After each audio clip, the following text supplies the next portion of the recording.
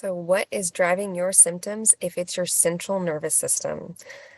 So, central nervous system starts the brain, runs along the whole spinal cord. A lot can go on here that you are not even aware of. And so, that's my job is to help you be a little more aware at how everything is connected. So, knowing that there's autonomic and automatic control and input to and from the pelvic floor muscles and the nerves all up and down the system. So if you're naturally anxious, then it's going to cause those muscles to engage. And I'm not here to say, then you need to be more relaxed. But I am here to say that you may need to find another healthcare professional to help you manage your anxiety. So ways that I personally help is I have biofeedback, which is surface EMG. And so that is placed at the pelvic floor to see specifically what is happening when you are in certain positions. I was internally on a lady in a muscle, trying to release it. Everything was going fine. Then all of a sudden, she started talking about her mother-in-law. Just Christmas time was coming up and she wasn't even getting anxious or anything. But as soon as she started bringing it up, the muscles around her muscles around my finger just started to squish me. I was like, did you know that you're doing this? And she said, no, I had no idea. So there are things going on. There's another study where they had mice and they had them eat barium, they x-rayed them, then so they were seeing what was happening to the barium, then they put a cat on top of the mouse cage and to see what was happening. Half the mice peed and pooped themselves and half the mice didn't go forever. So some people just naturally fight, flight, freeze, like naturally like, okay, we got to get rid of this. We got to run. And some people are like, we're going to hold on to this for the rest of our life. So if you're in this category, you're probably the hold on type.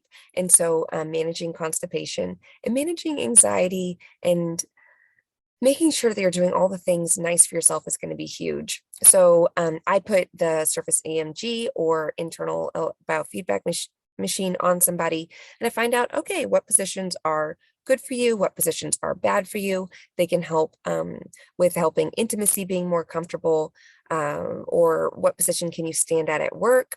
I have a gentleman who can put his leg up on his desk and with his right foot up on his desk, for some reason that allows everything to relax. So what can we do in that position? Can we strengthen in that position so that way there's just less tension on those nerves and on that fascia while he's living his life? So I like to remind people of the vagus nerve anatomy. It comes out of the jugular foramen, and then it has innervation at the ear and at the front of the neck. So think about like whenever there's two different ways I like to think about this. A new baby, and they're always like, they like to be held and supported. And then they're also, whenever they're self-soothing themselves to sleep, they're like, and they hum. And that is really calming on that whole system. Usually someone who comes to see me and has an overactive pelvic floor, they usually have TMJ issues as well. Because whatever you're doing at here and at your throat is happening down there at the pelvic floor. When you're delivering a baby, they say to have an open, relaxed jaw and have all of your correct Lamaze style breathing and to have relaxed hands. Because if you're clenching your hands, you're going to be clenching down there and you're not going to allow the baby to release or those pelvic floor muscles to relax. The same concept comes to here, but now it's you and it's your everyday life of calming everything down.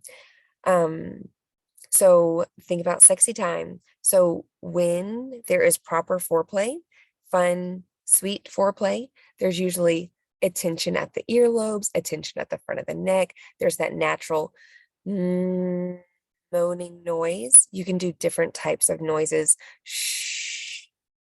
But all of those kind of open up your vocal cords and will calm down. Whatever's calming down here will also calm down at the pelvic floor. So I'll spend a session going over all of this. So now I'm going to move on directly into orthopedic stuff.